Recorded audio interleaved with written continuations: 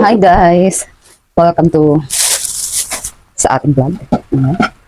Dito na naman tayo sa ating DIY. So, magawa na naman tayo ng another bangkito. Kasi, medyo tataasan ko to kasi patungan ko dun sa part. Ayan, nakakuha na naman ako ng tabla. Siyempre, kailangan natin ng malapad na tabla. Tapos, kailangan natin ito. Ayan. Ito yung gagawin natin pinakapaa. Ayan, ito pinakapaa niya. Hati-hatiin na lang natin. At siyempre, kailangan din natin ng martilyo, lagari. Ayan, siyempre pa ang ating metro. At siyempre kailangan din natin ng pako. Ito yung pakong didos na ulit. Siyempre kailangan din natin ng pakong, ayan, titres naman to. At ang ating pangguhit. So, let's start sa ating paggagawa.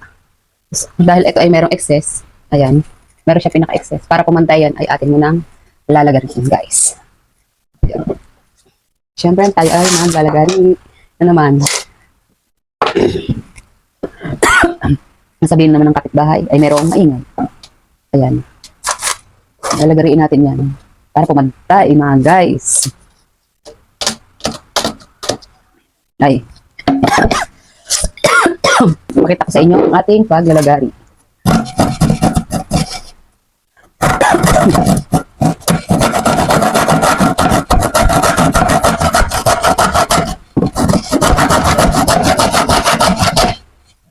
Siyempre, update ko na naman kayo kapag ito ay akin na naputol. Ayan guys, naputol ko na. Ayan. Ayan, putol na siya. Ngayon naman ay ang ating gagawin ay magsusukat tayo ng kanyang pinaka ang paa. Pero parang mas bet ko tong isa. Ito. Kasi mas, ano to, medyo malambot-lambot kumpara dito, matigas eh. So, susukatin muna natin siya. Gamit ang ating metro. Ayan, tayo sukat-sukat mga guys. Ito ay 50. Ganito ba kataas? Ganito kataas. Ito na lang susukatan natin. So, gagawin natin mga ano to, 13. 13 kasi nga, pag bumabaha dito, pinakapatangan ko na rin to guys. 13. Tuloy, pinaglalaanan ko talaga dito yung pagbaha. 13. So, gagawin natin 13, 15. Ayan, 15. Sukatin natin yung baha, kasi yung baha dito mataas eh. Ayan, hindi na siguro kaabutin. 15, 15. Ito na natin nahiwagang pangguhit. Gawin natin 15. Ayan. Muba ko guys, kasi ako'y nasa mid.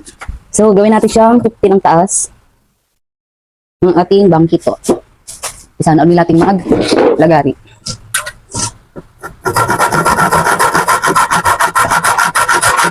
Ayan, guys. Nagawa ko na itong ating apat na paa. 1, 2, 3, apat na paa.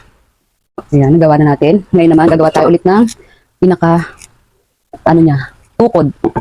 Para hindi siya magyawang-gewang. Ito na lang siguro yung aking ilalagay na pinaka-ganyan. Sukatin natin ito kung gaano siya kalapad. So, ganyan natin siya ikakapit. Sukatin natin ito kung gaano kalapad para ito yung pinaka, ano natin, luwang.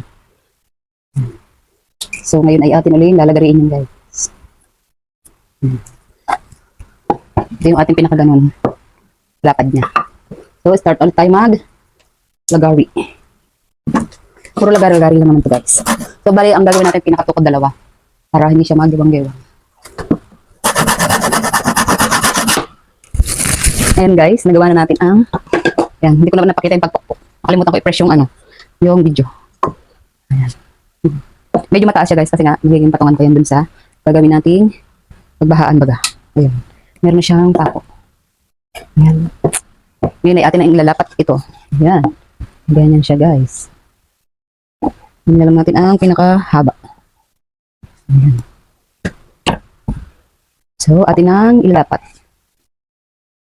Ilalapat na natin. Ayan.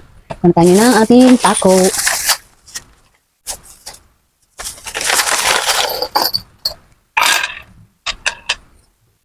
Sakto ba? Tingin ko na ay sakto. Ayan. Atin ang ilalapat. Kailangan ay pantay kuno. Di umano. Di umano ay magpapantay siya. Ayan. So, atin ang papakuan. Isa muna. Ayun. Dahil na yun. Medyo bengkong kasi yung ating makang plywood. Wala pa man, may tibay na. Dito yung isa. Lumalaban laki.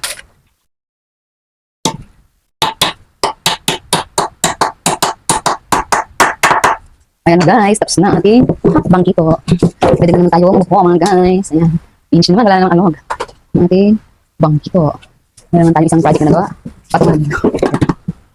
Mas titibay siguro guys, malagang pa din. Ayun na nga pala nagawa natin guys, ayun siya. So pag sinipag ako, pintura. Pag pinamad, wallpaper. Pintura na lang pag may budget kasi madalas binabaha dito. So, yan, maraming purpose. Pwedeng lamesa, patungan, upuan. Yan. Pinaasan ko siya ng konti. Hindi ko na tinuloy yung paglalagay dito sa may ilalim.